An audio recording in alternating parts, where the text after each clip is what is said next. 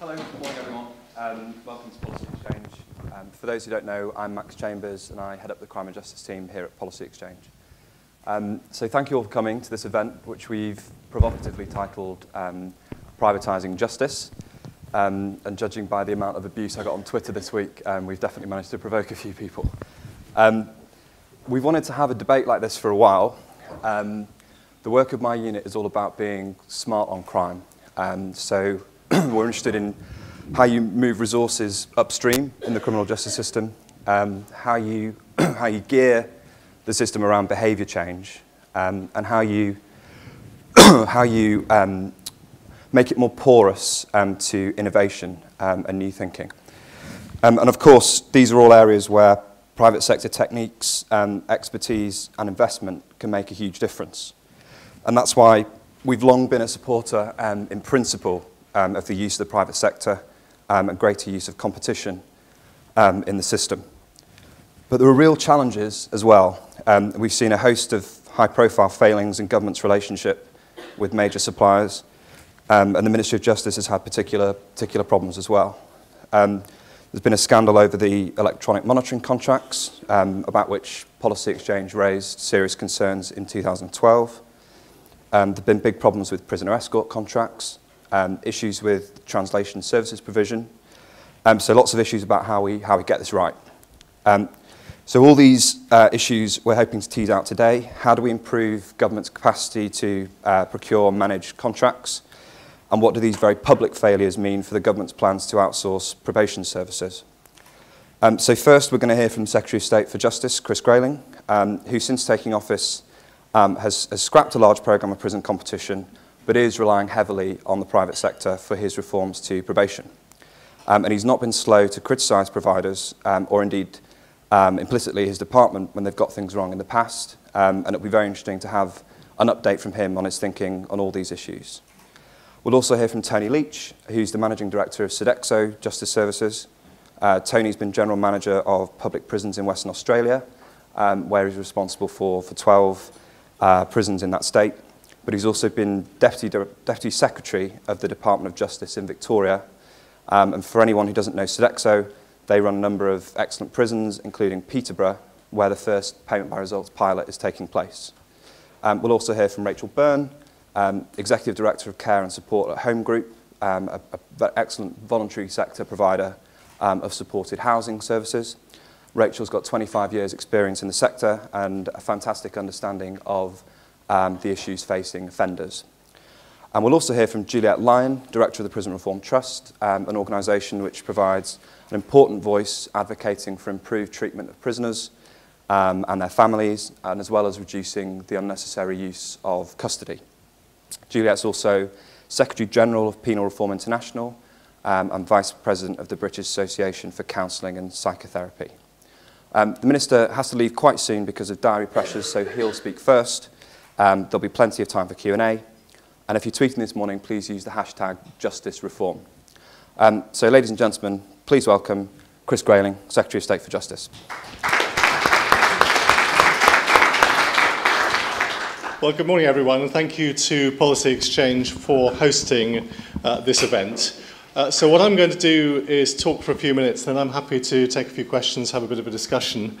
But let me start with the basic principles. Privatising justice, privatisation. I don't think privatisation is an absolute dogma. There are times when public is right, there are times when private is right, there are advantages sometimes in either one or the other. And I don't come to this job as somebody who's automatically decided everything has to be private. I'm perhaps slightly unusual in that I took a decision very early on not to go ahead with widespread privatisation of prisons. I did so for both logistical and cash flow reasons. It was more cost effective for me and better for the challenges the department faces in the next 3 years not to go through an extensive programme of prison privatisation.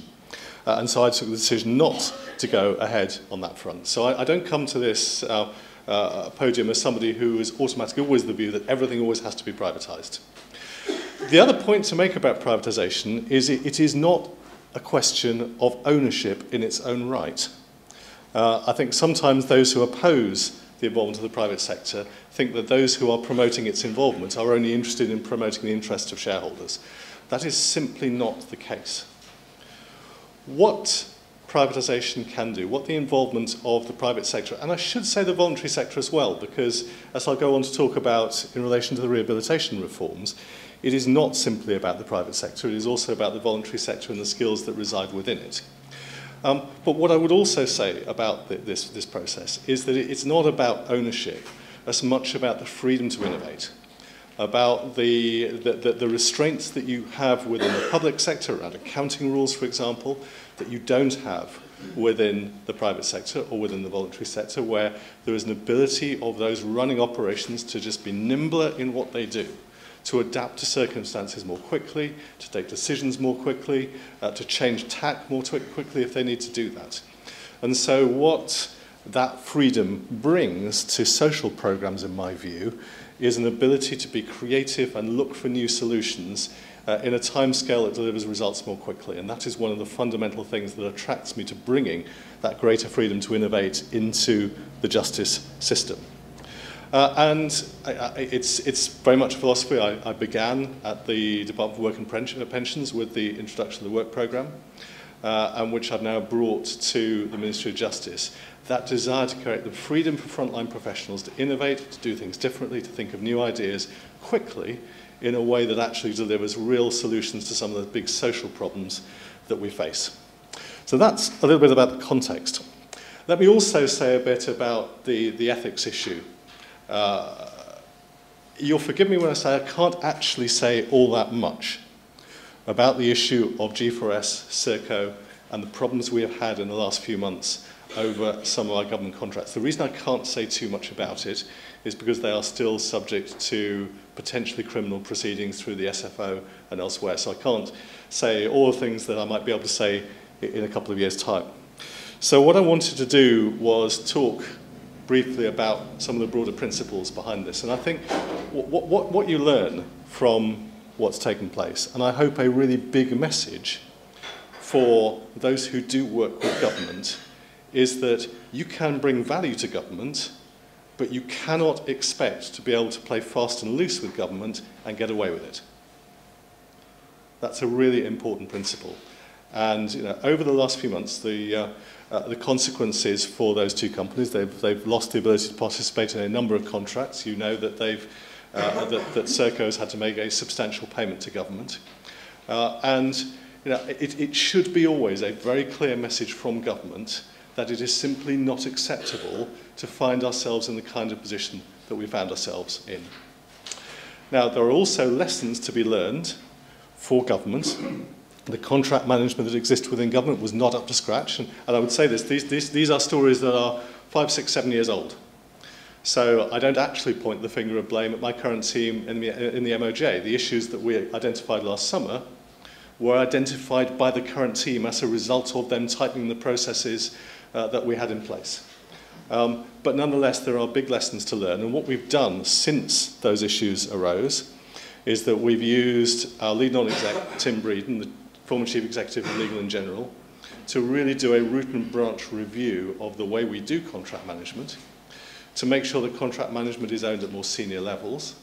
And I think we've actually put in place a much better framework, and a framework that can create precedents elsewhere in government. But it is, of course, really important from the point of view of the taxpayer, taxpayers' money, the credibility of government, and also, frankly, the credibility of private sector contractors, that we have strong, albeit not overburdensome, contract management. We need to spot if things are not working right. We need to be as hands-off as possible, but we cannot be completely hands-off and never can be. But of course, one of the things that we are doing now that I think will make a big difference on all of these issues is bringing the principle of payment by results to the relationship between public and private sector. I'm a great advocate for payment by results. Now, my political opponents occasionally say payment by results untried and untested. There's no great rocket science in payment by results. It's basically performance-related pay. It's something that exists in most parts of our society, and it says part of the money you get paid will only be paid if you're successful. Now, with the greatest will in the world, there is no rocket science in this. There's nothing unusual about this. It seems to be absolutely sensible and fundamental to the principles government should seek to enact in its contracts, that we should actually say to the people we contract with, you know, actually, if you're going to get paid the full amount, we want the full results for it.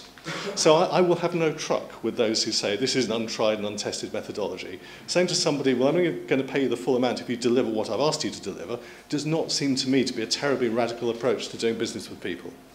And I have to say, in the case of the work programme, it has proved so far, in my view, to be both cost-effective and successful. In terms of the long-term unemployed, the trade body has recently said that it is the most cost-effective programme this country has seen in 20 years.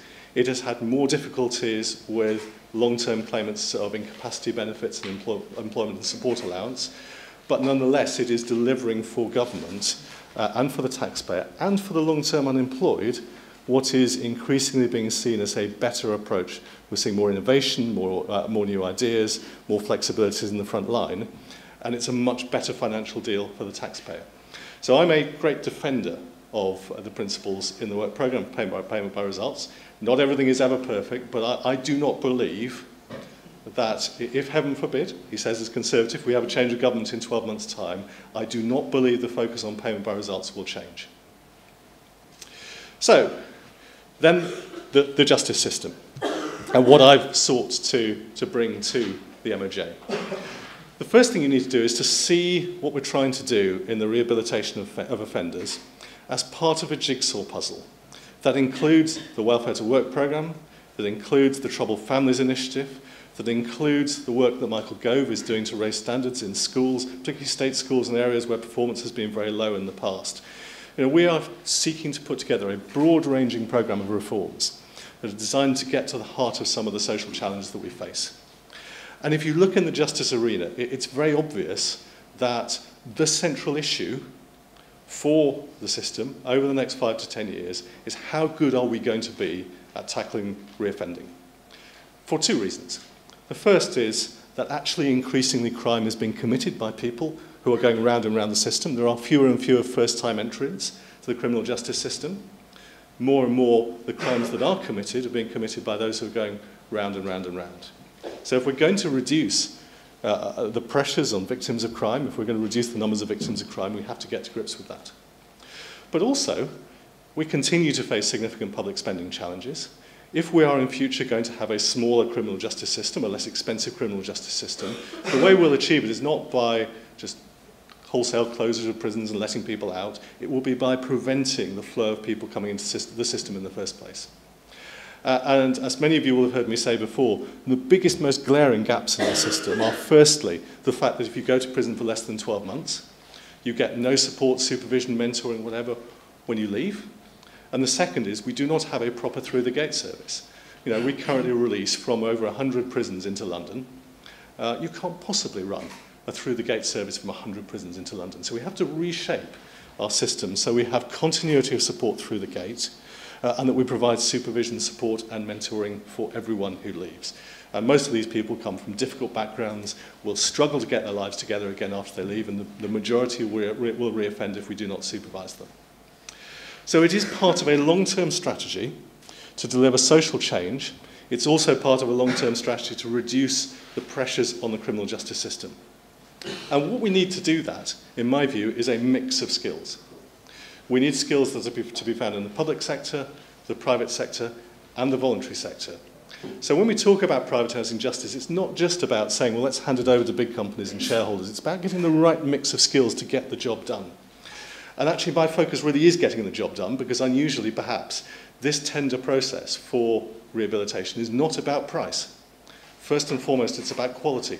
I want to spend the budget I've got on rehabilitation in its entirety, but I want it to deliver results for me, because by doing that, I'll reduce other costs in the future. That's why we're looking really to bring from the private sector management skills that will enable me to make a system that is too bureaucratic, where people don't spend enough time working with offenders, to create a more streamlined system, but also a system where you have greater commercial freedom to do innovative things. So, for example, if I were running one of the new community rehabilitation companies, the first thing I would do, and I say this with the caveat of those who may be bidders in the room, this is not a must, it's purely my own opinion. The first thing I would do is set up a housing operation. I would do long-term deals with landlords, or I would try and acquire a property portfolio, so I had places for those leaving prisons to live for the first few months after they left. Now, with the best will in the world, that's quite difficult to do in the public sector. You don't have the commercial freedom to simply go out and do 7-year deals with landlords. You can do that if you're not constrained by public sector accounting rules. That is the kind of freedom that you can offer by taking the approach that we're offering. And indeed, that freedom may also be an individual on the front line who decides to do things in a different way. Instead of seeing everybody for an hour a week, brings them in for life skills sessions 2 mornings a week. You know, the ability to do things differently in a different way. And what the voluntary sector brings alongside that is probably the most extensive experience outside the probation service of working with offenders. You know, we've got some big national charities that have got great skills in working not just with those leaving prisons, but those with addiction problems, working with the homeless, who've got a real handle on the nature of the social challenge we face amongst that group who are committing offences. And real mentoring skills, people who have been offenders themselves, who joined the voluntary sector, are looking to help turn around the lives of others. Those are skills that we should also bring in alongside the skills of both current probation staff, who will stay in the public sector as part of the new National Probation Service, focusing on the most challenging offenders, those who will need multi-agency supervision, close working with police, but also those who will move into the new community rehabilitation companies, who will, I believe, gain as a result of that change much more freedom to innovate in the front line. So it is not about ownership, and privatising justice isn't about, you know, hey, let's flog this off to the cheapest bidder. It's not about, you know, who's got the shareholders we like the most. It's about how do you create the freedom to innovate? How do you free the frontline operations from centrally driven controls, bureaucracies? How do you create a system that is nimbler, easier to respond to change? How do you create a system where you can bring a mix of skills together from different kinds of organisations? That is what this is about. As I say, perhaps unusually, we're not doing the contracting on the basis of price. Yes, I want people who are delivering community payback to do so as cost effectively as possible, but if they can bring it in cheaper, that money will be reinvested in the effort they put into the rehabilitation of offenders. It's not coming to the bottom line of my department.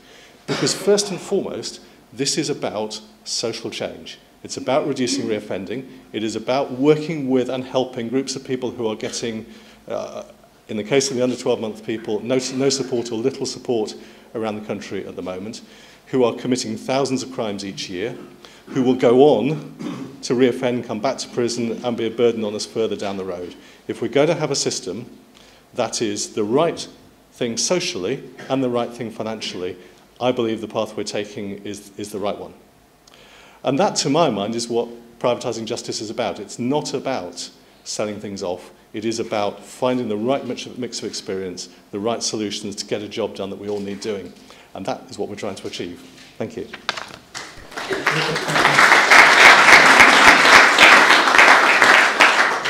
Thank you. So before we go into Q&A from the floor, does anyone on the panel want to say anything briefly in response or ask a question? Juliet, you want to start? Secretary of State, I wanted to know what safeguards you're going to put in place to counter what is a very reasonable and good business ethic, which is to grow a market.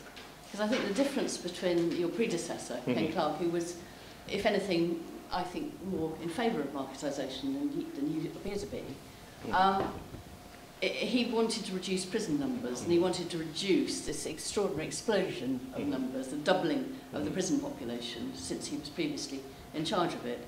So I'm interested to know what safeguards you can build in so that the companies that become engaged quite reasonably want to grow their market and develop all manner of different opportunities for themselves and for their shareholders. How can you keep it within bounds?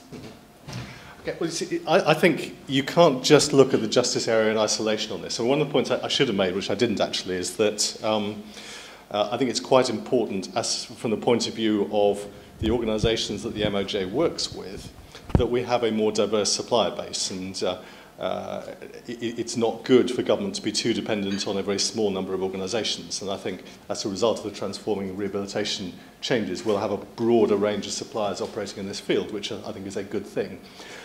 Yes, of course, businesses are looking to grow their markets. There's no doubt about that. And yes, in theory, I mean, if a payment by results system works, they are actually closing their markets down because fewer and fewer people reoffend, the market gets smaller and smaller. I think if only it were that simple. I mean, if you look at the range of issues we've got, whether it is around long-term unemployment, whether it's around reoffending, whether it's around troubled families, whether it is around drug addiction, there is a big opportunity in this country for organisations that build the skills to shape interventions, to work with those people, that there's plenty of opportunity in the short term. But we're in a big world. And I have to say, one of the first things that I did after we contracted the work programme was to help one of the organisations that have been involved in shaping the work programme start work on a similar exercise in Saudi Arabia, working with long-term unemployed women in a society that's beginning to change. Now, you know, we've got problems of the kind that we're dealing with are to be found in most other developed nations. And I think, and I hope, that those organisations that are successful at this in this country will be able to use that as a foundation to grow the international business that is undoubtedly out there waiting for them. So that's where I think the real market opportunity comes. It's not about kind of trying to keep things on a stable level in this country. It's about being successful in this country and then taking it elsewhere. Rachel. One of the things for me, we've thought long and hard actually about what's the most important thing to allow for success in transforming rehabilitation. And I actually think it's about culture and culture change. And for an organisation, that's about how we work with probation colleagues and colleagues in the voluntary and third sector, how we promote a different culture, one about learning and so on. But the other big culture change is about our relationship with the Commissioner and how we develop that and how we make sure that the Commissioner doesn't micromanage what we do. And we do allow innovation and the ability to work as far as we can, as a partnership. So I'd be interested to know, Secretary of State, what you think about the culture change with the Commissioner. Well, I mean, this is one of the interesting steps that the MOJ is going to have to take over the next year or two. It's to approach all of this in a different way. It is not the job of the MOJ to micromanage the way of doing things on the ground. It is the job of the MOJ, in contract management terms, to do two things, I think. One is to make sure nothing is happening that endangers public safety, and the other is to make sure that nothing is happening that is likely to rip off the taxpayer. What I don't want, and what I'm trying to get away from, is a system where there is a kind of centrally set up programme that tells you how to do the job.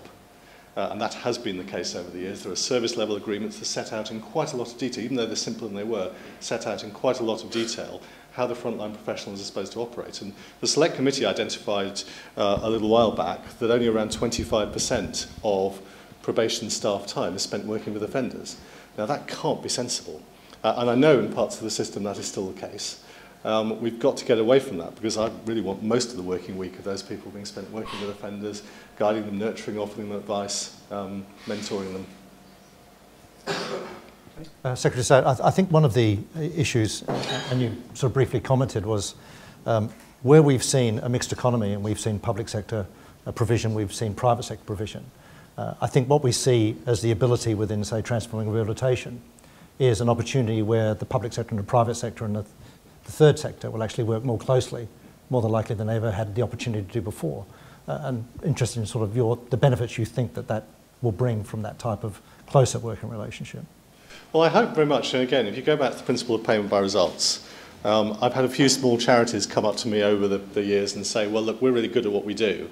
And you know, how do we get into all of this? And the answer is, since you've got a system of payment by results where the organisation with the contract can only be successful if they use the best practices out there, you should go and knock on their door and tell them what you can do, in the same way anybody else would have to go and sell what they do. I met a charity the other day that had done that, just won a contract, which is great. And I think that what we've done is create an environment where there is a payment by results element that harnesses the best skills. If you are running a contract where your financial success is dependent upon how good you are at delivering the result that the Commissioner wants, then you will go out and look for the best skills that are available. And so I think particularly in the private voluntary sector, there are real synergies to be gained from the two. But it's also, this should never be about complete exclusion of the public sector. All three sectors have a role to play. If you look at the structure that we have created, it is my view that it remains the job of the state, for example, to administer sanctions. And that means that if somebody's going to be recalled to prison, somebody's going to be recalled into the courts, it should be the job of a public servant to take the decision about whether that happens or not. Now, it'll be a close partnership between the provider, or the person with the provider who is working with the individual who's said, well, a Joe offender has not turned up for the last 3 events and therefore we're going to need to refer him back. It's a close working partnership between the two. But I think there's an expectation that in decisions that are fundamentally about justice and policing, there's a public servant who takes that decision. So I hope we've created a mechanism for the three to work together strongly, and I think all of this will be at its best when that happens. Quick question from me before we go to Q&A. Some of the problems that we've seen in recent contracts have been in those contracts that have been very long and virtual monopolies of provision for a long period of time. You contrast that with the prison competition that we've seen, which was small amounts of ongoing competition driving change in the wider system. How are you going to make sure in the probation contracts that there's an ongoing incentive for providers to compete and to keep that quality high over the life of a contract, not just the next time it comes up for renewal? You have to have a mechanism in there that says if you don't deliver, you can be chucked out. And in a market, we've got 21 contract package areas. Inevitably, we'll end up with a significant number of suppliers. Absolutely no doubt at all. If we have a supplier that fails, we will have them contract a mechanism to say thank you very much and good night. That has to be there. It's got to be done reasonably. Some will do better than others, but we cannot possibly accept a situation where there's palpable non-delivery. If reoffending rates are rising and the crimes committed by the cohorts are rising, then no provider should expect to get the opportunity to carry on doing a bad job. Right, let's open it up. If you could state your name and organisation and keep your questions short, that'd be great. And we'll come to the front first. John. John Podmore, University of Durham. I was challenged by Mac to find some ways in which I agreed with you over Twitter, and I'm happy to say that as a prison governor 10 or 15 years ago, I was trying to do some of the things that you're currently doing. That's privatising, ancillary services, industry, so on and so forth. And I did that for 3 reasons. One was to reduce costs, which you've alluded to. 2 was about innovation, which again you've alluded to. The 3rd was about transferring risk. I wanted to transfer the risk, and you've kind of alluded to that, but it's the ultimate risk question in the sense, and it's about payment by results, the ultimate payment by results. Very, very worst case scenario, and there will be gradations of this, very worst case scenario, one of your prisons or Birmingham burns to the ground. Now the cost of temporary rehousing prisoners, of rebuilding that establishment, would the cost of that be held by that company, or would they be able to apologise, walk away, say sorry and give the keys back? Okay. The simple answer is I can't give you a definite answer to that question, but I would be rather worried if they didn't have an insurance policy which would pay the bill. Yes. So I'm looking to my left and say, I want to check my contract management people indeed to my left, but I would be horrified if there wasn't an insurance policy that covered the cost for both of us. East Coast Main Line. Yeah. They effectively handed the keys back and said sorry. Yeah. Well, I mean, if they handed the keys back and said sorry, the whole institution would pass back, effectively. So, I mean, the situation we would have is that if a private provider went bust, we would take control of the contract. So the prison wouldn't disappear. If it burnt down, we would have a big scramble rehousing prisoners elsewhere while we did a rapid rebuild. But I think for the whole prison to burn down would be a stretch because it's several buildings. Yes, but it's kind of the ultimate question, but it's about, does the taxpayer pick up the tab, or has risk properly been transferred to a private provider? I think in the case of our facilities, that's definitely the case.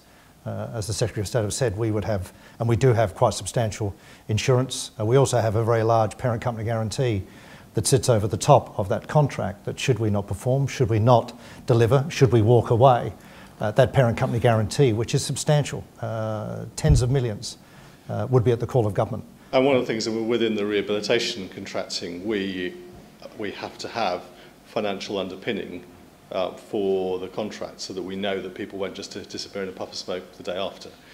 It's fundamentally important that there is enough financial strength to give us comfort that that the organisations we're contracting will be still there to do the job. But in extremis, if something went badly wrong, you always have the intervention, the opportunity to step in, take control, and then relet. Okay, next question. Yes. Thank you. Mr. Secretary of State. Microphone. Thank you. Edward Henry, barrister. Payment by results, competition. There appears to be, however, a conceptual dissonance with the investment into the Public Defender Service recently, in particular the employment of 3 Queen's Counsel, one of whom said, in response to why he had taken the job, that he hadn't worked for 6 months, as opposed to the independent bar, which is based entirely upon competition, and you are only successful as your last case. What do you have to say about that, since you profess you're not an ideologue? Well, the Public Defender Service has existed for a long time. It's been around since 2001. And so this is not some new creation. I have no desire or intention of replacing the independent bar with a supercharged giant public defender service. At the same time, you would expect me to take prudent steps to ensure that people have access to justice at all times, and that's what I'm doing. And is that because you are aware that your negotiations with the Criminal Bar Association have been at best moribund or at worst catastrophic? Well, let me be clear. I have got to reduce the budget of the department between a combination of Ken Clark and myself by around a third between 2010 and the end of the 2015-16 financial year. What I've tried to do with the bar, I can't exclude any part, really, of the department's budget from the changes that are happening. I wish I could, but I can't. What I've tried with the bar is to take a number of steps to at least ease some of the difficulties that I know a difficult set of fee decisions will create. So I have said we will introduce a system of interim payments. I have changed our original model to one that is more akin to the way the CPS pays fees at the request of the Bar Council. I've effectively turned what we're doing now into an interim exercise, whilst the Lord Chief Justice and I commission, as we have done under the leadership of Lord Justice Leveson, a review of practice, which is designed to reduce process, to reduce the number of pre-trial hearings, effectively reduce the amount of work that has to be done for the amount of money we pay, so it frees up billable time and hopefully eases some of the pressures that come from the fee changes. I've also set up the Jeffrey review to look at some of the structural issues. You know, why is it possible for a solicitor to train in a short space of time to appear in court? A barrister spends much longer. Is that right? We're looking at some of the fundamental principles behind the way the professions work at the moment, set up jointly with the Bar Council and the Law Society. So I've done my best to sweeten the pill of what is a difficult decision. I can't dictate to the bar how it responds to that, but equally it is my job to try and ensure that I guarantee access to justice wherever I can. I'm disappointed that the bar feels that I have not done enough to sweeten the pill of a difficult decision, but the reality is that the budget position the department faces is such there is absolutely no option but to do what I'm doing.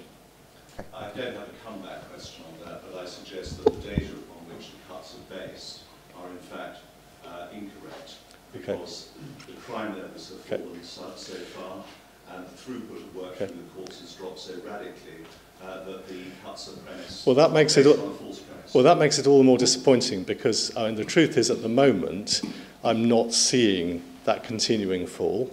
But if I'm wrong, and if it proves to be in 12 months' time that we've got the numbers wrong, one of the things I said to the Bar Council and the CBA was that having a further review of the whole system in 2015, which would allow us to make modifications in the context of the Leveson work, but would also allow us to double-check the figures and make sure we got it right. It is all the more disappointing then, having effectively said, look, we'll put this in place for 18 months and then we'll look again at the situation. Makes it even more disappointing that the bar still doesn't want to accept that. Well, what would you say then to people by that time? Okay. One final, by that time, what would you say to people by that time, solicitors and advocates who have either gone bankrupt or who have been driven out of business, based upon miscalculated and utterly erroneous figures? Well, on the solicitors front, it's a very different question. We're going through a contracting process that will involve consolidation of the market, will involve a new structure, as you know, which we've extensively consulted on twice, had long discussions with the Law Society about it, made modifications at their request. I can't avoid the difficult decisions. What I've done in constructive dialogue with the Law Society, and unfortunately I wish we'd had more constructive dialogue with the bar, is I've tried in both cases to adapt proposals, to listen to feedback, to make modifications where I can, to make some tweaks. For example, paying for trials that crack, either way trials that crack at the instigation of the CPS. But there are limits to how much I can do when I've got probably one of the most difficult budget settlements in Whitehall to deal with. I'm sorry I have to do it, but I can't avoid the harsh reality of the numbers. But I've said we'll revisit this in 2015 as part of the aftermath of the Leveson review, but also to see if those numbers are right. Okay, let's move on. Next question, down the front. Robert Hazel from the Constitution Unit, UCL. Today's theme is privatising justice. And can we briefly widen it to include the courts? Because it was about almost exactly 12 months ago, last March, that we first heard of seemingly radical ideas to privatise or float off the court service. But since then, things have gone quiet. Can you tell us what's been happening and how soon you might be ready to announce something? Well, I can say categorically we have no plans to privatise the court service, and never did. I have absolutely no intention of selling off the courts. What we've been looking at is ways of giving the courts greater commercial freedom to operate, for example, the way they manage their real estate, in terms of the fee levels charged. And we've gradually been assembling a package that will reduce the cost to the taxpayer and will, we think, give greater freedoms to those operating the courts. But those operating the courts are not going to become privatised. Okay. Yes, gentleman here. Minister, Jonathan Robinson, ex-prisoner. You are well quoted at saying that the existing system is terrible value for the taxpayer. I know you're aware of toe by toe being barred in an open resettlement prison by an education company that you're paying £7.6 million to.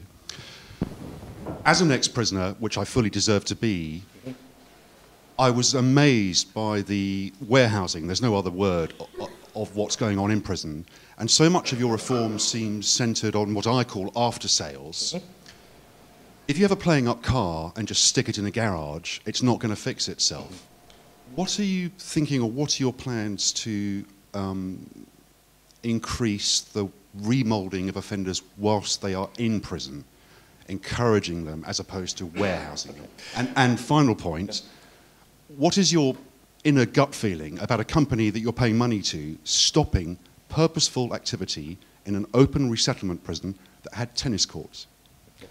So let me work through those separate issues. That we are step by step trying to improve the quality and availability of rehabilitative activities in prisons.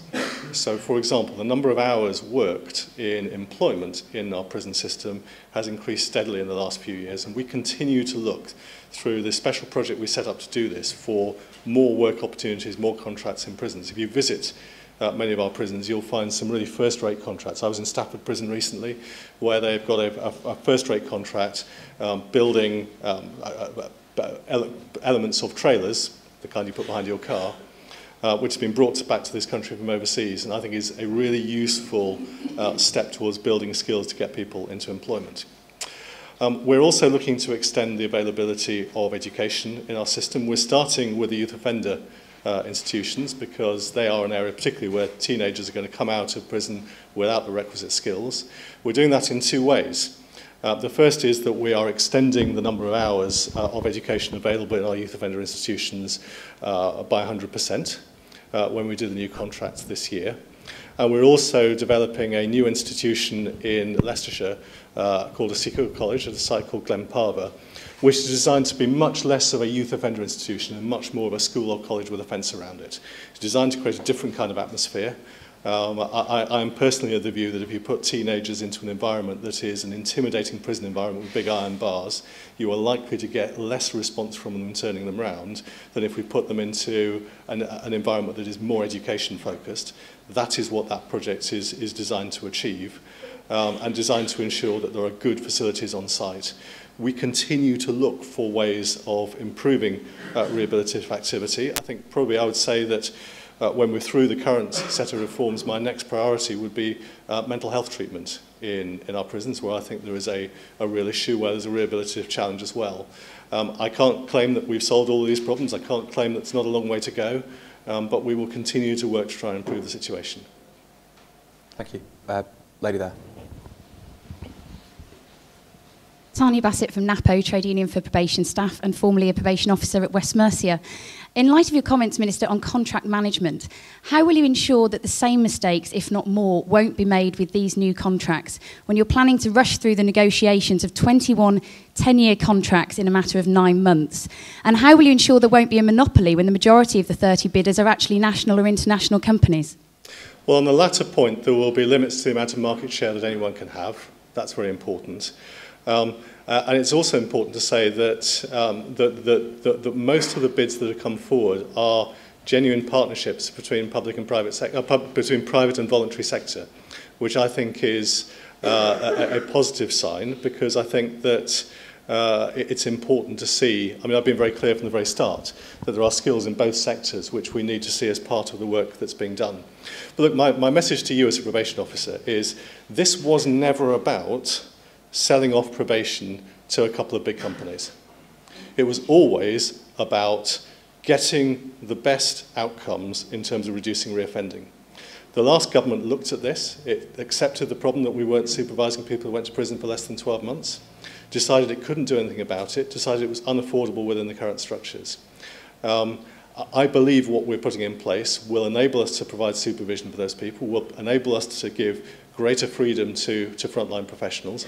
I know the union doesn't agree, but what I would say to you is that we share the same ambition of reducing reoffending. This is purely and simply about reducing reoffending. It's about nothing more and nothing less than that. My goal is to achieve a situation 3, 4, 5 years down the road where we've seen a measurable reduction in the number of people coming into our criminal justice system for the second or third or fourth time, and that is easing pressures on courts and prisons alike. That's my goal. Can I just ask you then, when between now and July you intend to actually have an infrastructure that will work, and when you intend to fill in the huge blanks, both in the infrastructure and the contracts that are currently there? When you say the huge blanks in the infrastructure, the whole process is designed to be evolutionary, not revolutionary. We will be working over a period of the best part of 2 years to migrate to the new system. There is no day on which there is a dramatic change. On each occasion, you know, when we move to the new structure, we trial it for several months in the public sector to iron out any issues that are there. When we move to the new ownership of the community rehabilitation companies, we do so in a way that is designed to ensure that the same people are looking after people the day before and day after. As you know, in the agreement that we reached, and we have got a national agreement. We've got a national agreement on the transition arrangements. I was particularly keen to make sure, for example, that for the first few months, the new providers can't make compulsory redundancies, so they can't just walk in, tear everything up on day one. They've got to spend a time getting used to the current system. This is designed to be a process of evolution, not revolution. So we don't have days in which there is a big bang change. Okay, thank you. We'll get the chance to see Ian. We're going to have Ian on the stage in a moment. Tim, back. From the local agenda perspective, how is this going to play to police and crime commissioners and their desire to join up justice at the local level? Well, what we've done with the contracting process is that we have invited the police and crime commissioners to provide us with their local priorities, their local plans, as part of the contracting process, and we will be expecting those who bid to demonstrate that they understand what those local priorities are, and they've demonstrated how they will work alongside not just the police and crime commissioners but other local agencies. You know, you can't be isolated in this world from others who play a part in it, and I don't think any serious provider that was going to be bidding with the hope of getting a contract would do so in an expectation that they wouldn't have to work with other organisations that can help do the job. What I can't do is devolve contracting of this to every single local police and crime commissioner. It would not be practical to do so. But my expectation is, and certainly we will be looking very carefully in the contracting process, that they will demonstrate how they will operate quite closely alongside them. Yes. Rob. One of the greatest joys about the Peterborough service is that actually it was an investment rather than a sort of commissioning or sort of buying process. And I suppose the real question is, how are we going to guarantee, and it's going back to Rachel's point about the commission taking a more, how are you going to guarantee quality, or how are you going to safeguard quality over just cutting costs? Well, of course, the penalty elements of this are if reoffending rises and if the crime committed by the cohort's rising. One of the points that was raised very early on was, how do you prevent a provider saying, well, you know, here's a serial burglar, we'll ignore them because they're going to reoffend anyway. So the contracting includes a mix of absolute levels of reoffending and overall numbers of crimes committed by the cohort the provider is looking after. So you can't leave the serial burglar in the corner, because if he gets 200 crimes, that's going to put you into a difficult position. So my view is that, you know, whoever the backers of a bid may be, whether it's a bank, whether it's a shareholder, whether it's a social investment fund, what they're looking for is a return on their money. The return on the money comes from the delivery of the output, which in this case is a reduction in reoffending and a reduction in the number of crimes committed. You're not going to be able to achieve that by cost-cutting in a haphazard way, because if you compromise on quality and you don't get the results, you're penalised financially for doing so. And ultimately, if things moved in the wrong direction sharply, we'd take the contract away. You mentioned the possibility of a change in government next year. What protections are you able to put in place for providers if those contracts are signed this year that might make it difficult for the reforms to be reversed? Or is there just nothing you can do about? Well, I mean, when you sign a contract, the provider has the comfort of knowing that if government, or indeed anybody else, decided to terminate it, there is a cost to doing so. And that's with the case of these contracts as with any other contract. Yes. Hi, I'm Michael Jones. I'm Assistant Chief Officer with London Probation Trust, and I have responsibility for Westminster and Kensington and Chelsea, so you're actually standing in my patch. My question is that the process of transfer is underway. We've staff divided up between the CRCs and the MPS, but my concern is that in the fullness of time, the CRC won't employ probation officers, qualified people.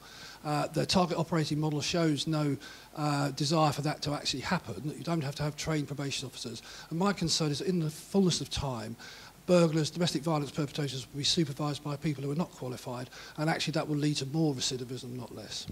Well, there is a requirement in the contracting process to demonstrate how you will ensure, as a provider, that you have proper qualifications amongst your staff for that. But I expect over time to see a mix of staff. There will be skilled, trained probation officers. There will also be the kind of people you find in the voluntary sector, the former offender gone straight who is aged 40, who can be a real mentor and influence to young men coming out of prison for the first time. And I've seen some real larger-than-life figures in the voluntary sector, and you can see how they can engage with those young people in a way that none of us could to quite the same degree, because they've been there and done it.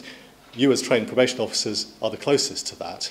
But the ability of the former offender to influence is one of the great strengths you find in the voluntary sector, and I'd like to capture a bit of that as well. But we're not going to end up in a situation where we have unskilled workforces with no idea of what to do.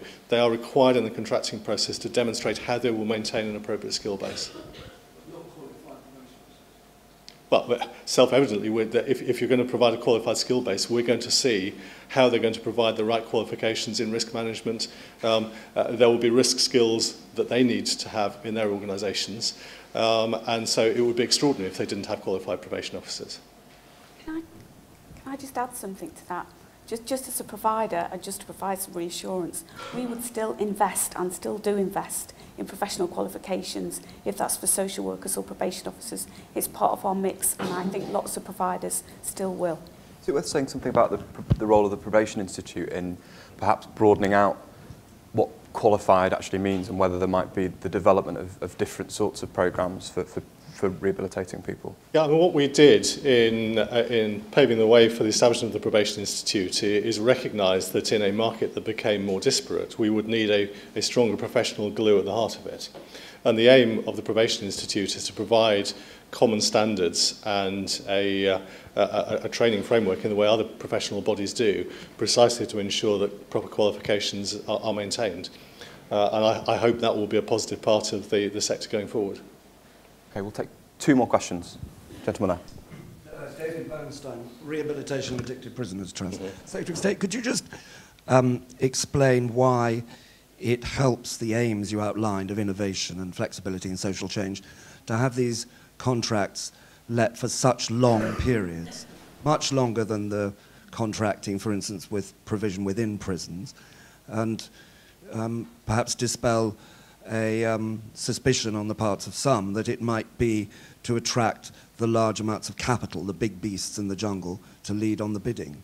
How does it actually help deliver what you want to deliver? It's actually not that. It's about continuity from my point of view. And I've sat over the years with many voluntary sector organisations who describe the way they operate, which is kind of a hand-to-mouth, sort of 9 months to 9 months, 12 months to 12 months, waiting for the next grant round to come round, and constantly bidding for the next slice of money to keep the organisation going. And I think the strength of the kind of longer-term contracts you see in the work programme and you will see in transforming rehabilitation, for those voluntary sector groups that are involved, it gives them security that they're going to be there for the next few years if they're delivering results, and they don't have to spend such a huge amount of time chasing around after the next slice of funding. So I hope it's a positive for those voluntary sector groups that are involved in this. It gives continuity. Clearly, if there is underperformance, that's a different question. If somebody's a failing provider, that's a different question. But I think it's in all our interests you provide continuity going forward, and you're not chopping and changing all the time. I think the public sector sometimes does too much chopping and changing. Last question. Anyone? Robert. Robert K. Law Society. One of the things I wanted to ask about was commissioning. Now, you said that you couldn't transfer the commissioning of probation services, for instance, to the police and crime commissioners. And I think you're right that there is the expertise and experience to do that. But some of the problems that Max highlighted at the beginning about the contracts that were signed 5, 6, 7 years ago were large-scale national contracts that were negotiated at the MOJ level. Mm-hmm. Now, in opposition, one of the things that we pushed for was a devolving down of decision-making to, in the case of police and crime commissioners, in the case of prisons, to local clusters of prisons under a prison trust. The model that you're going for seems to be halfway there, which is to have a larger number of contracts, a greater variety of providers, but still commissioning at the national level. And I wonder to what extent you think there's scope in the future to devolve more of the decision-making about contracting down to some agency at the local level? I mean, these reforms are bedded in. When you're coming up towards the end of the first contracts, it's a perfectly realistic option for whoever's doing the job at that time to say, do we need to continue to contract nationally? Could we contract at a lower level?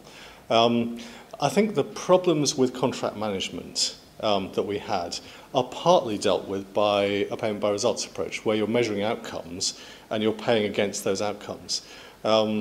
And where you have control over the data yourselves. I mean, we're not asking somebody to report back to us what has happened. We can tell because we've got the court records if somebody's reoffended or not.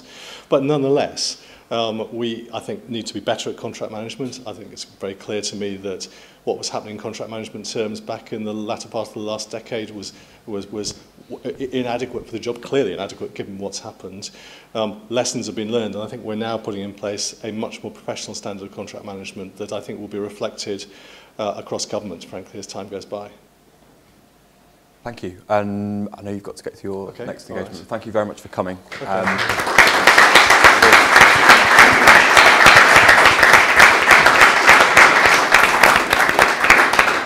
So, in the interest of having as balanced a panel as possible, can we ask Ian Lawrence from NAPO to come and join us now we've got some room? And we'll broaden it out. Juliet, do you want to give some reflections on what the Minister said? Yes.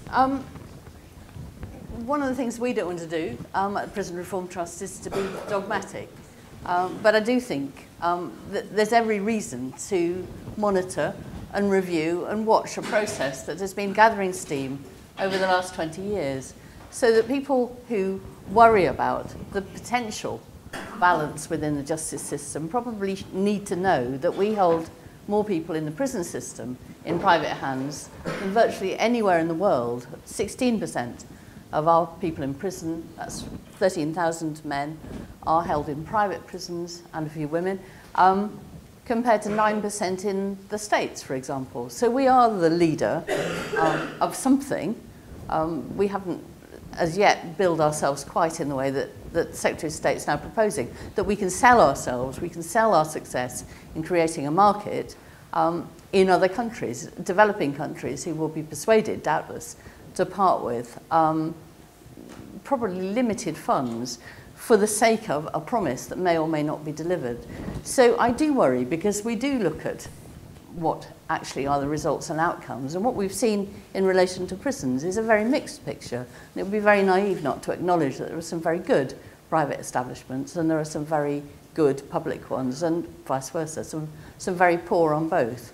But the pattern has been, in general terms, that it starts better and tends to drop downwards. And in the last assessment of performance, only one private establishment managed to be rated exceptional. The others had all dropped back. They have been criticised by the NAO, by the inspector, for a number of things. High turnover of staff, very low rates of pay, security problems, less safety.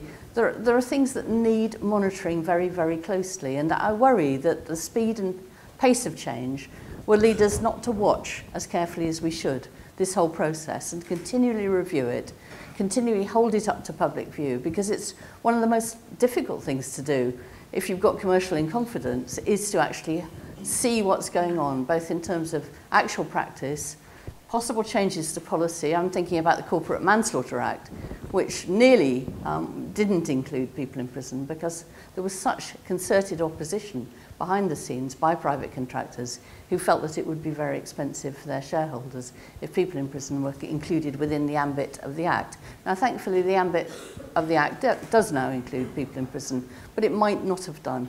And I think there's a question about at what point does the market become so big that it begins to dictate policy as well as delivering practice.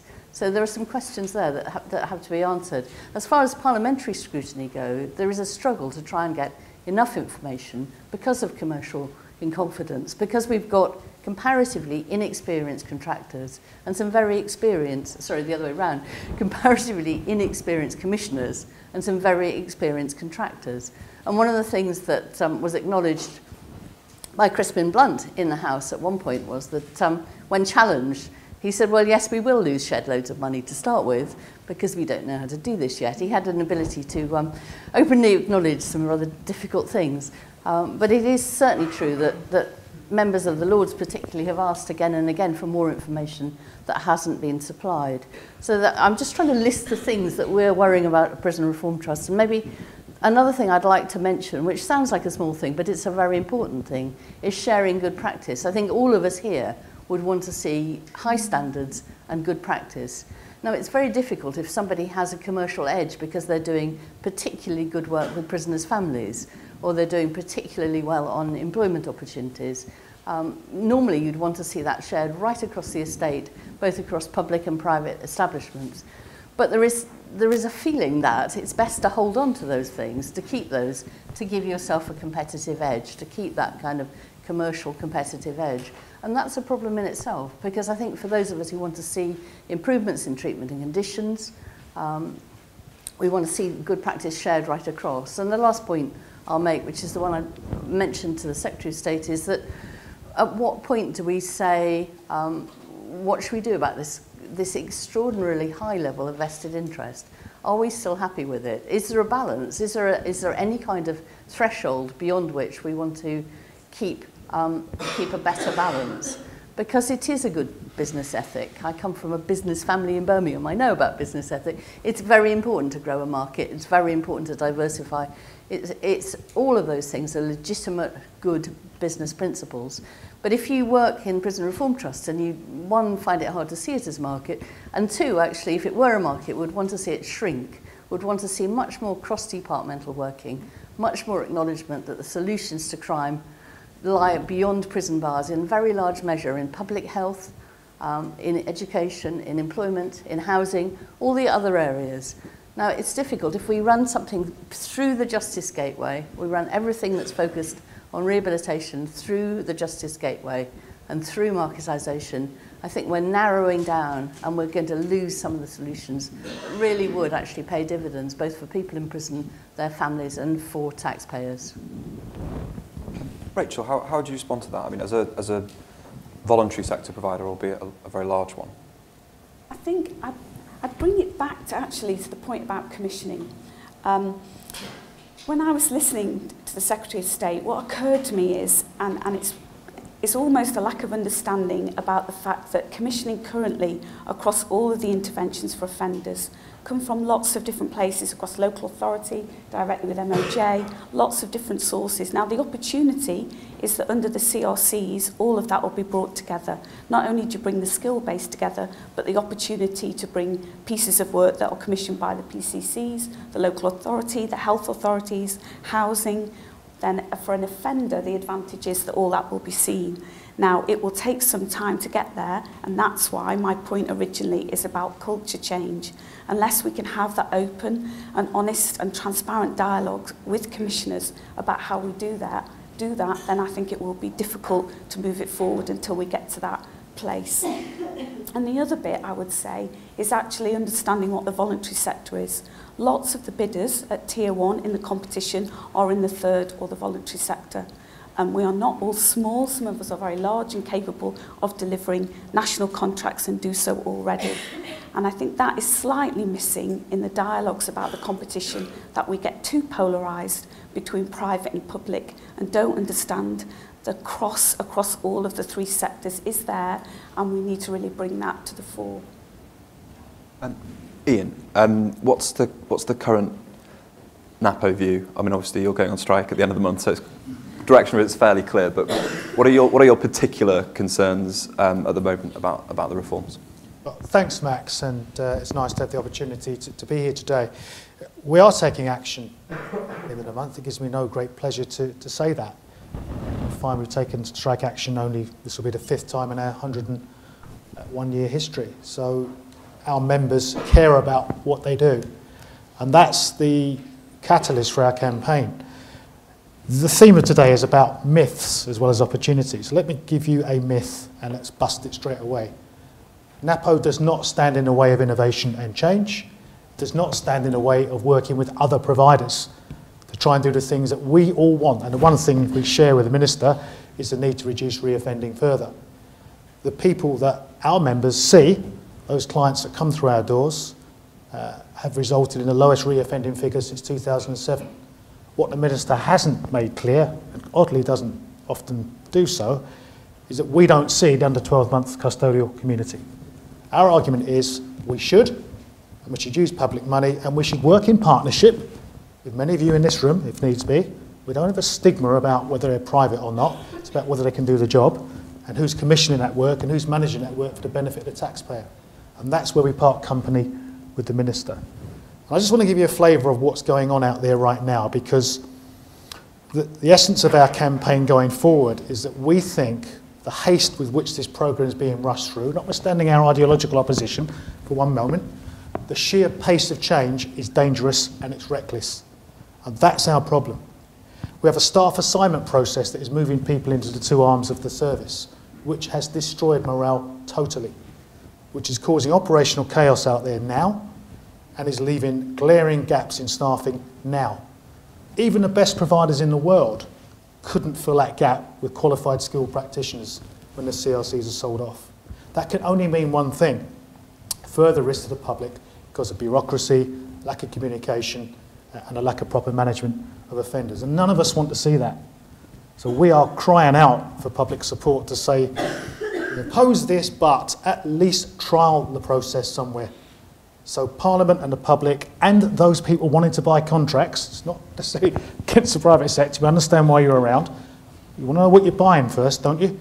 Because I can tell you, the ITN, invitation to tender, has got about 35 blank pages in it. We haven't even thought of what to put in there yet.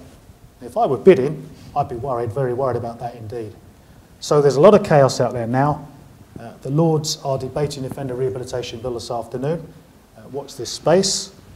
And we are pushing on with our campaign. And it's about protecting the public from risk. And that's where we are at the moment.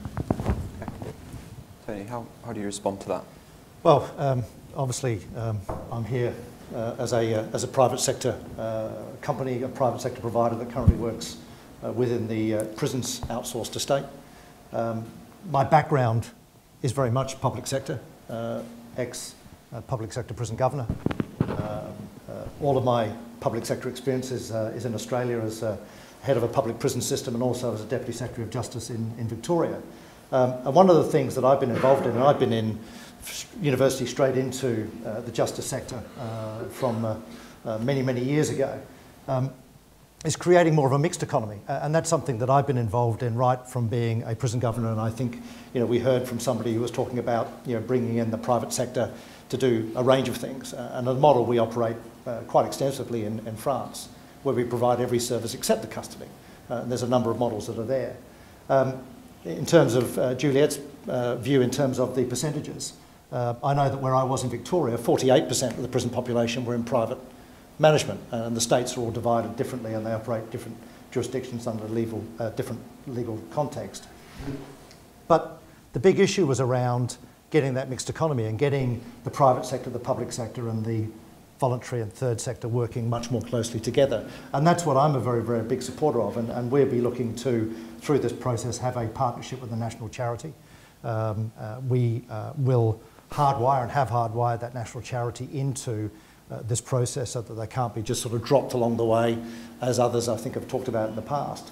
But also I think when we talk about the sort of myths, and we've recently taken over a public sector prison, Northumberland, only some 4 or 5 months ago. And there was an issue about the experience of people that would be leaving. And we did an assessment of those people that would be leaving through the voluntary redundancy program. And the average was about 18 years service of those people that were leaving. And when we looked at the level of service of those people that were staying, it was 17 years. And I've come from the public sector. I think everybody in my senior team just about has come from the public sector and with a huge amount of experience and expertise.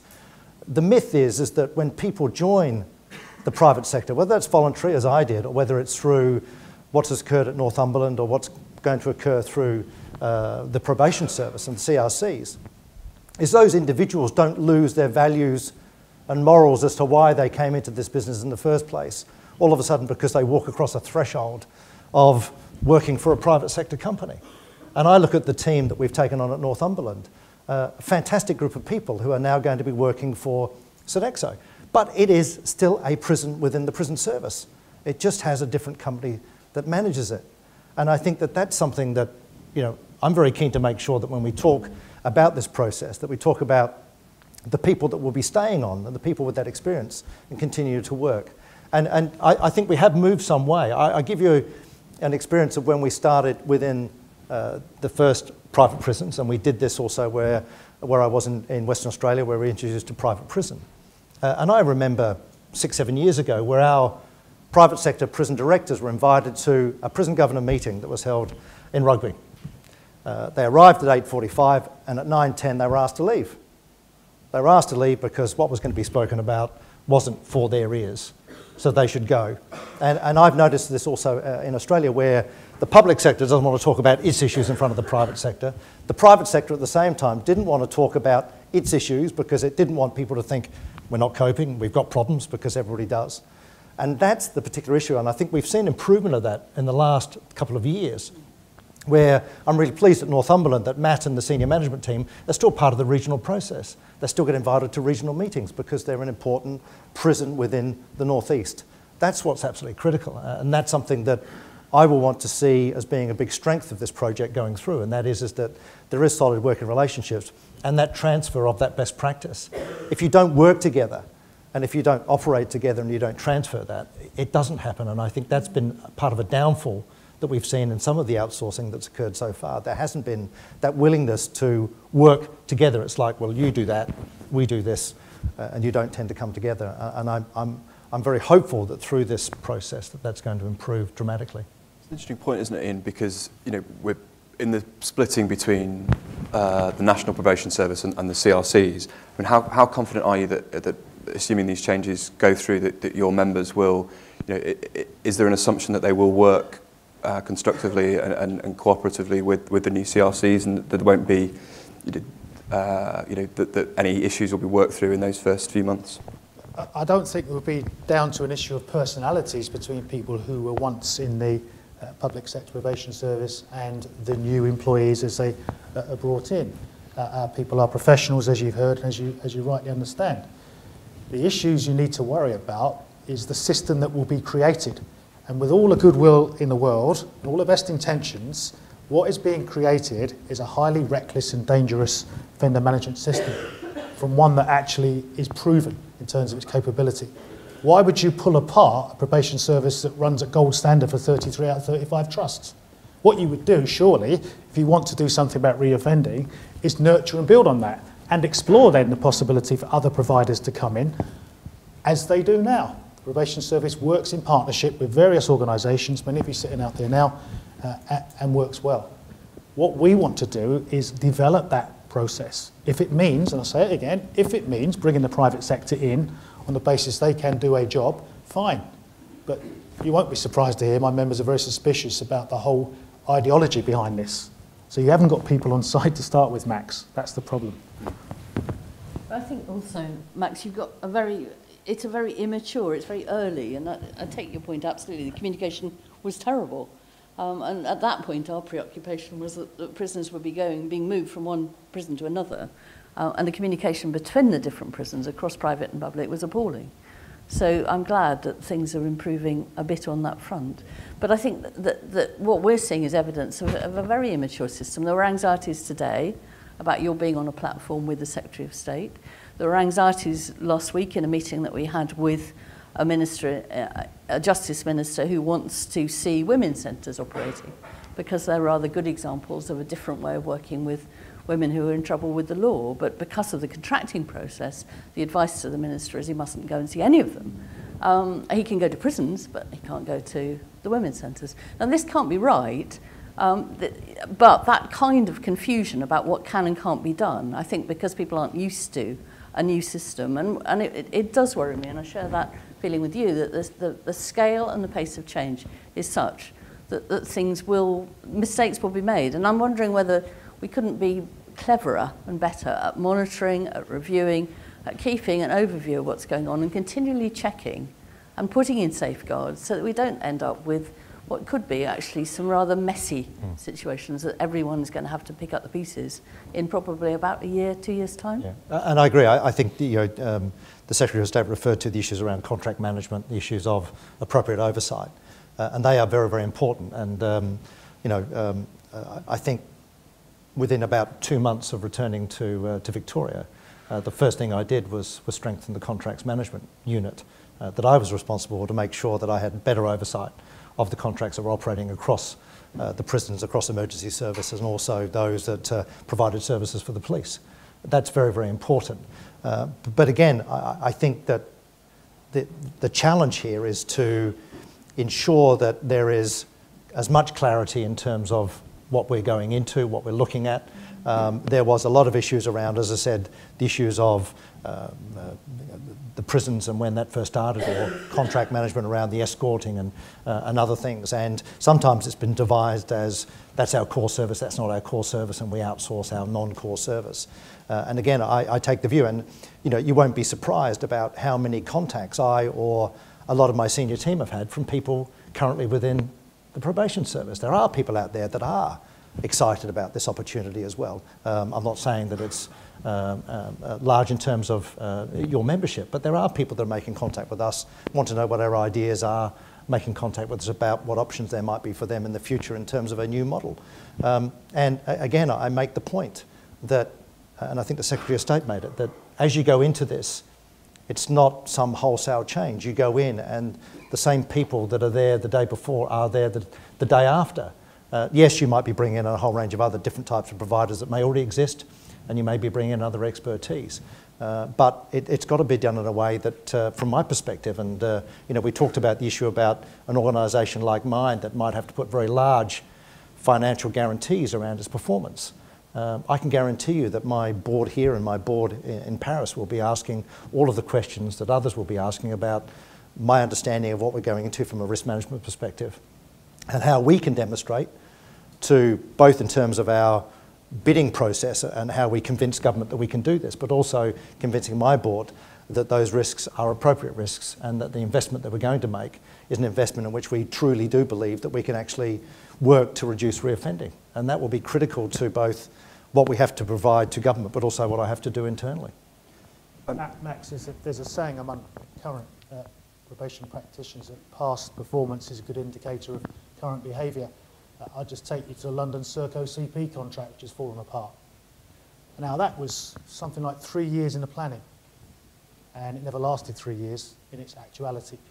So it's a real caveat here. You need to be careful what you're looking at, Tony. You're being sold a pup. Rachel, one of the risks that's been raised by NAPO and others has been this idea that local public services and voluntary sector services won't be prepared to play ball with the private sector providers or whoever those primes are, and will suddenly say, well, we're not going to provide these services if you're going to be making profit from them. As someone who's operated in this sector for a long time, in the voluntary sector, do you think that's a real risk, or do you actually think that it's overblown? You know, the first thing I'd say is there's nothing wrong about making a profit. It's what you do with the profit. So we have, in my organisation, have 550 plus contracts with every single local authority across the country, and we make a commercial return on those. The point is that the commercial return is reinvested back into the business. We're a people business. Our profit is for reinvestment. And so I think there's a reassurance piece about we all need to be commercial, whether that's small voluntary organisations or large ones, but how we use it to the best interest of the individuals that we work for is important. And the other piece I would say, which is kind of related to what you were talking about before, I get the pace thing. I think it is fast, and I can see the risks about that.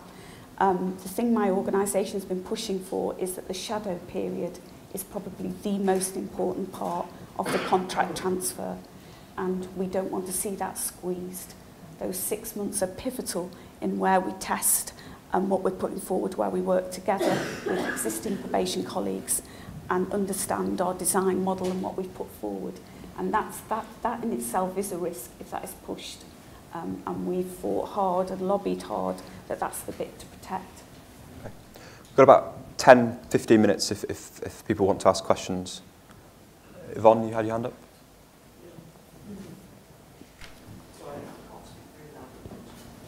Microphone. Mic coming around? It's unusual for you. Steady. Hello, Yvonne Thomas, Interserve with a squeaky throat. Thank you, Mr. Rob Erin. I am a former Commissioner of Public Services from the MOJ and am now hopefully one of the future providers of the privatised probation service. So it's quite interesting that there's been a number of ideological statements made by the panel, and I just sort of like to put the record straight a bit on some things that both Tony and Rachel have alluded to. Ideologically, having seen this system from both sides, the mixture of public, private and voluntary, I am taken aback that anybody could not think that that is a very, very strong future for justice services. We may disagree about the methods of arriving there. I would be very interested to get a view from particularly Ian and other panel members. A number of comments have been made about qualified probation officers. Now, to my certain knowledge, the number of qualified probation officers that have been employed by probation trusts over the last 5 years has more or less halved, as they opted to put more and more service with PSOs rather than fully qualified officers. It is true. The numbers are a matter of public record. I would therefore ask, when we're looking for qualified professionals, does NAPO have any policy around attracting former probation professionals back into the profession to work in the new environment? Just be interested to know if you have any plans around that. They seem to have been let go and forgotten. Many of them are already working in our organisations, of course. Well, if I may, Max, I think I would concur with our colleague there. I don't think that's an entirely accurate statement of where we are. In fact, our research shows there are glaring deficiencies of skilled practitioners now in the proposed CRCs. So, Tony, you won't have the people there who you think you've got with the expertise and skills who's going to help you nurture your business. And you need to look at that as well. In terms of recruitment of either previous probation officers or new recruits from a new pool of talent, they're not there. They're just not there. All the training that's on offer has been taken up. Trust can't even find people now to fill the vacancies. What are you going to do in the future? And who are you going to attract at the sort of wages Sodexo and all the other people are going to be paying? So,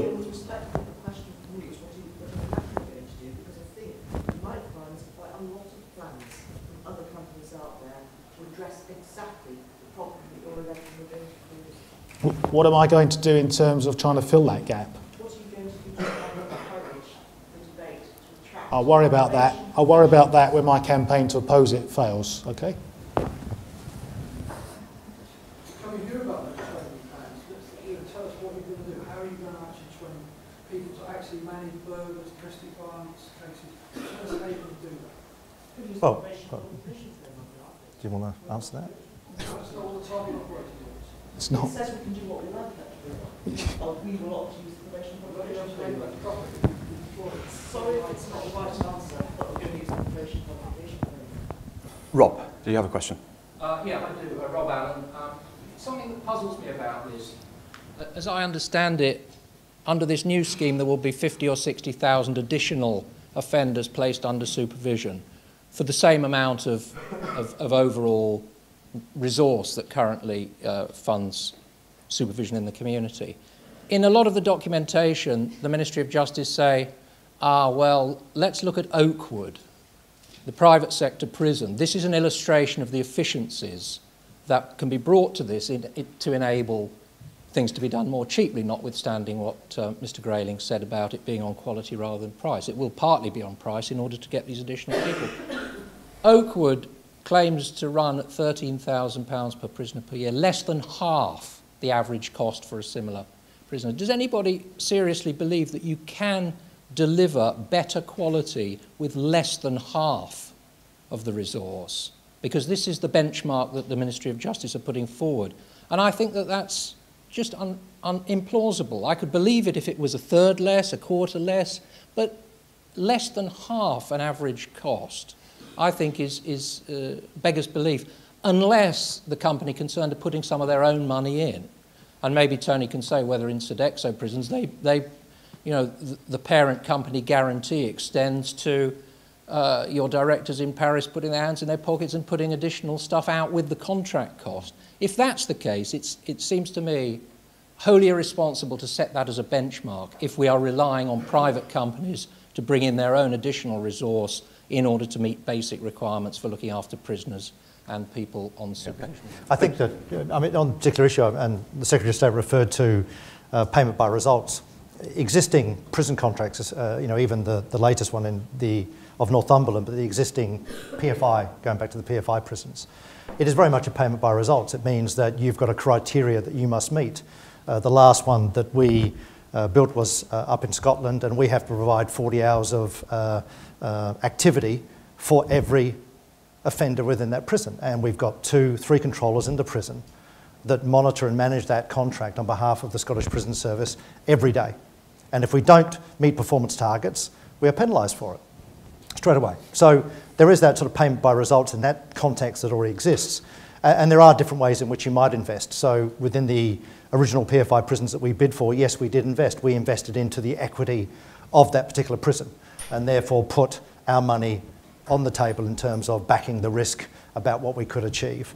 Northumberland would be slightly different because it's not a PFI, but what we've looked to do is investing money within trying to create a working prisons environment. So we're going to invest into industries and therefore try and create 2 to 3 times the employment opportunities that currently exist within that prison. Now, there's 2 prisons there, they've come together, the management team did a great job in those early parts of trying to join those two together. But there is that investment that's in there. At the end of the day, from my perspective, when we bid for Northumberland, it's about what we thought we could do. What the market might do and what others may have done in the past, we looked at that particular prison in isolation of what it would cost to deliver against the contract and the very high levels of contract management that are in place. And those performance measures are very, very tight. If we don't make them, we're penalised. That's it. And, you know, we have, as I said, 2 to 3 full-time controllers who understand the contracts very well in those establishments. They don't exist within public sector facilities, but they are there to manage the contracts in private sector prisons. And that is a fact of life that we work with and we welcome, because it enables us to work much more closely with the government in terms of we can demonstrate that we're meeting that. Now, complexities of delivering some of those 10, 15, 20 KPIs maybe not as complex as may have been seen within issues around electronic monitoring and also prisoner transport. But it's something that we're confident in. But, you know, have we paid penalties in the past? Yes, we have. Ian, can I ask you, in relation to probation, when you've got a situation where 25% of a probation officer's time is spent with a client, and albeit that may be largely to do with you know, the regimes that have been put around that by NOMS and by central government, do you have a sense of the scale of the savings that and the inefficiencies that exist within the system, or you know, do you if this process wasn't happening, what kind of level of savings do you think that government could be generating within the probation service? The other area where we agree with Chris Grayling is that if this wasn't happening, there'd have to be savings on the probation budget. Always been the case, and always has been embraced by our members, where we are able to try and influence that. One of the problems about the inefficiencies that exist and the fact that probation practitioners are spending too little time on face-to-face contact is because of the infrastructure that's there, the IT infrastructure, bureaucracy of norms, the form filling, etc., etc. You know how it goes. We've always favoured an innovative approach that will allow our skilled practitioners to work at local level with other agencies, as goes on now, to try and improve that position. You see, in the prison estate, the Prison Officers Association were given the option of entering into a fair and sustainable benchmarking process that allowed them to kind of mount a quasi-in-house bid to indicate how well they could do that job against the private sector. We've had no such luxury in probation. The sell-off has been imposed upon us. We've had no opportunity to bid on a fair and level playing field, save for the creation of potential mutuals who find themselves in a competitive process. So we're a bit miffed about that. It's one thing hearing ministers talk about the need to cut the budget and open competition, and them as saying, what about us? So that's unfair for starters. We still have an offer to the ministers, if they're prepared to trial some of this work over the coming months on a fair basis of evaluation, then we'd be the first to say if it produced savings and the kind of service that we need, we'd be prepared to say, okay, let's give it a whirl. Sorry, I don't have that confidence right now. And the government's failure to invest properly, in other words, payment by results in reverse, by putting money in to work with the under 12-month custodial community, could have started to drop that reoffending list already. And let's get one thing out of the way, shall we? The private sector aren't paying for this. There'll be a profit element if you can work out the PBR regime, because we're still struggling. There'll be a profit element for those would-be privateers. You're paying for it. It's still taxpayers' money to be paying the privateers. Let's not forget that. And the amount of money that's been spent already by Chris Grayling, unfortunately never tells us how much, despite repeated requests, it is astonishing. And what we'd say is, if you want to get a better picture of what's going on and the dangers, let Chris Grayling publish the risk register, which he still resolutely fails to do. It'd be interesting reading for you guys as well, Tony, because you'd actually see what it is you're getting into. Okay. Got time for one or two questions if there are any more. Yes? Sorry, I know I've spoken already. It's strange times when the private sector are asking the trade union movement to recruit staff for them. That's interesting. Yeah.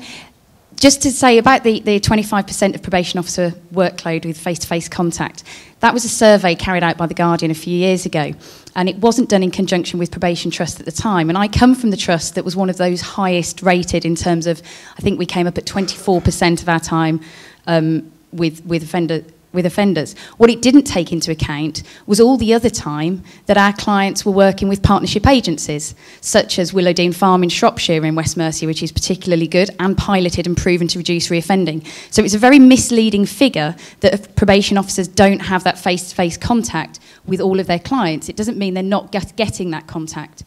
And I also think it's really important to note that our figures show that 300 probation officers every year will need to be employed by the MPS in order for it to stand still. Now, when I trained 11 years ago, that was £75,000 per person. And I don't know how the government's going to fund that, but I sure as hell don't know how the private sector are going to be prepared to put their hands in their pockets and pay that sort of money, as well as having to second their trainees to the National Probation Service because you can't qualify as a probation officer just in the CRC. You have to work with high risk of harm and you have to do court duty. So I think it's a question that the contractors have to ask themselves when they're bidding for this. Are we able to train staff? How many are we going to need to take on? What is it going to cost us? Or are, as we suspect, they're going to say, it's not in our contract, we don't have to do anything. So my question to the panel is, what are their concerns about renewing the staff quality and quantity over the next 10 years? I think it was something of a Faustian pact that probation was up for sale when prisons tendering stopped, because prison service was on its knees. The payback is the benchmarking, which Rob drew attention to, which has been harsh, and a reduction, as we see it, in regimes, although there are exceptions to that. There are exceptions where there's good work going on in prisons, but in the main, the benchmarking has led to more time in cell, less time in purposeful activity, and a drop in morale. So in terms of probation, prison service training has now gone down to just 6 weeks, and even that, some of it's training on the job.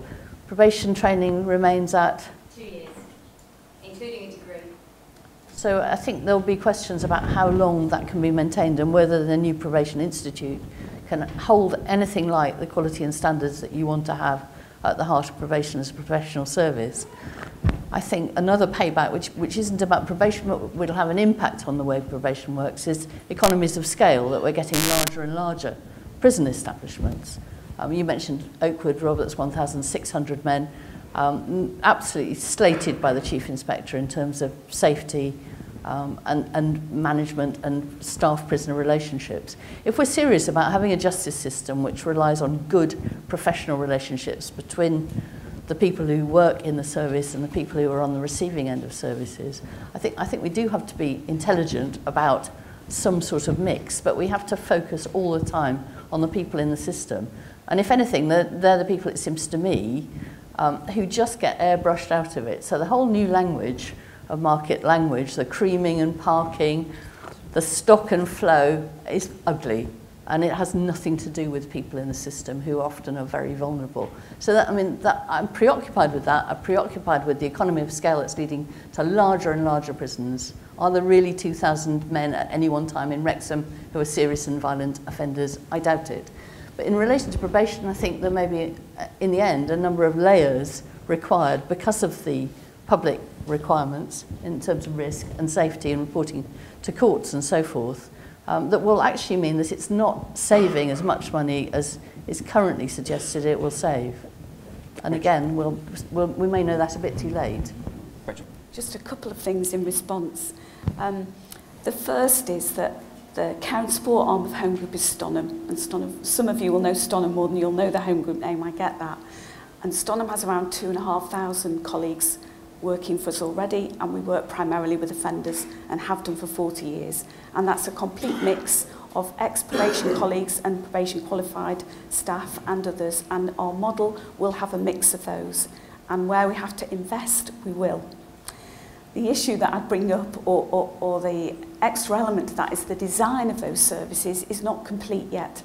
So it is hard for us to say the numbers which I can see that you would like to hear. How many would there be that we would put through probation qualifications and so on?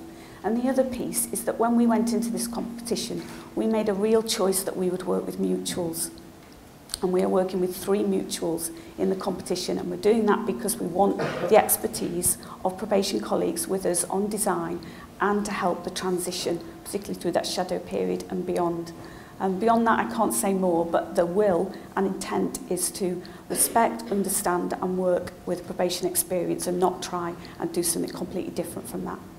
And I think from my perspective exactly the same, and that is that you are wanting to design a service that's got to deliver against certain results, whether they be statutory requirements or whether they are against what you think you can achieve. And you put the best mix of talent within that to achieve it. And if that means employing a certain number of qualified social workers to do that, that's what you do. And you know, it's the same in terms of, you know, we provide our prison officer training at our prisons. I think ours is still currently 8, I believe weeks, maybe in some cases 9. But we still provide the training that's required to do that. And I think there have been changes, you know, in terms of issues around what happens in the early days of where prisons open and staff attrition. And, you know, we've been very pleased that we see our attrition as the prisons gain that maturity drops quite dramatically. But the point I would add around Chief Inspector's report of Oakwood, the Chief Inspector has slated a number of prisons, not just private ones. No. And I think that that's the important issue, is that, and will be same with the new process moving forward, and that is that unless there is an appropriate relationship with the organisations you want to have in your supply chain, and again, good solid third sector, we're also very pleased to be working with a probation trust for trying to put forward a mutual. And unless you get that absolutely right, you are not going to achieve and you will fail. And I can guarantee that no organisation, whether it be a third sector charity or an organisation like mine, is going in this on the basis that it doesn't really matter what happens and it's okay if we fail.